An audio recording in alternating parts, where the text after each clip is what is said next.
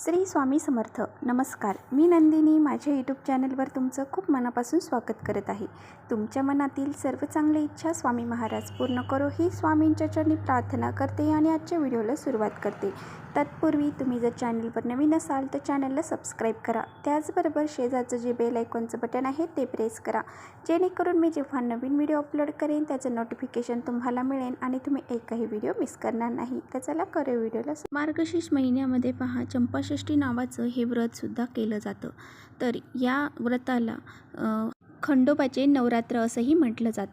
13 डिसेंबर रोजी हे व्रत चालू झालेलं आहे, म्हणजे खंडोबाचं नवरात्र चालू झालेलं आहे आणि ते उद्या चंपाषष्ठीला समाप्त होणार आहे. आणि ह्या चंपाषष्ठीला पहा, बऱ्याच जणांनी खंडोबाचा हा घट बसवलेला होता आणि आता आपल्याला ह्या चंपाषष्ठीच्या दिवशी त्यांचा जो घट आहे तर तो उठवला जातो. आणि मणी आणि मल या 2 राक्षसांचा वध भगवान खंडोबांनी केला होता.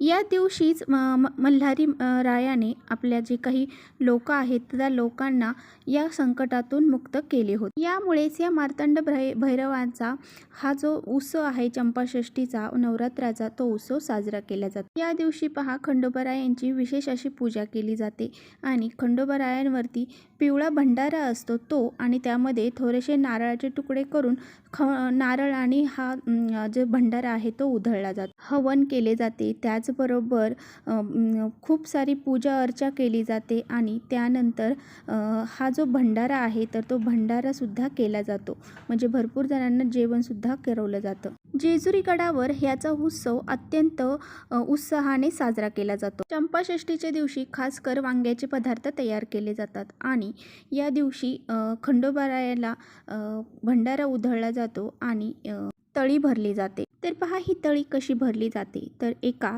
ताटामध्ये जे विड्याचे पानं आहेत ते घेतले जातात. त्याचबरोबर जे काही खंडोबारायांचा टाक आहे तो घेतला जातो आणि खोबऱ्याचे तुकडे घेतले जातात. त्याचबरोबर वांग्याचं भरीत आणि बाजरीची भाकरी याचा नैवेद्य आणि जे काही भंडारा असतो, पिवळा भंडारा म्हणजे हळद, ही घेतली जाते आणि तळी भरली जाते. एळकोट एळकोट जय मल्हार, एळकोट एळकोट जय मल्हार असं म्हणत चारही दिशांना ही हळद आपल्याला उधळायची आहे. तर अशा प्रकारे बघा, खंडोबारायांचा नवरात्र उत्सव साजरा केला जातो.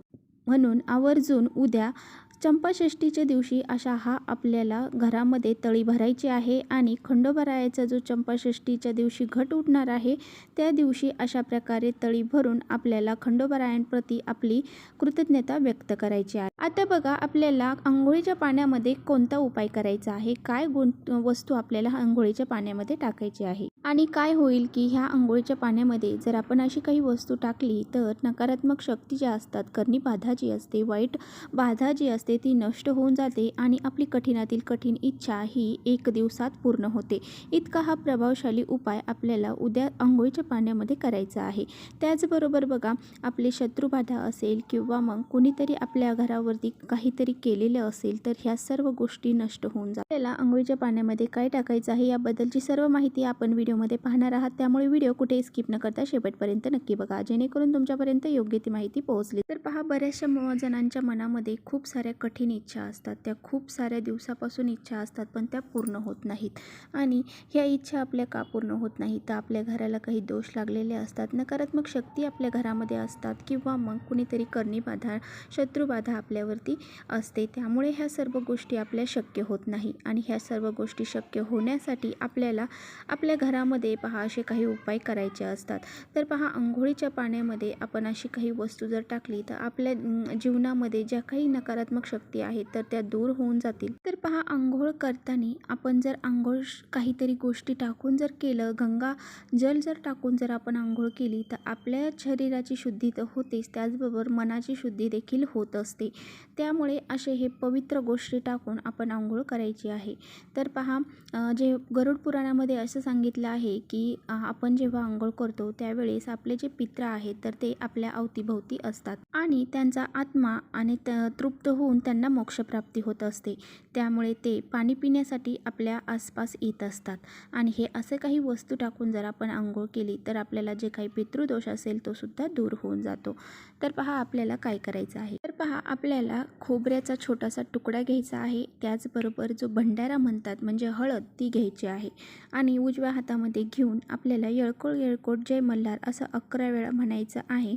आणि त्यानंतर हा जो खोबऱ्याचा तुकडा आहे, अगदी छोटासा तुकडा घ्यायचा आहे.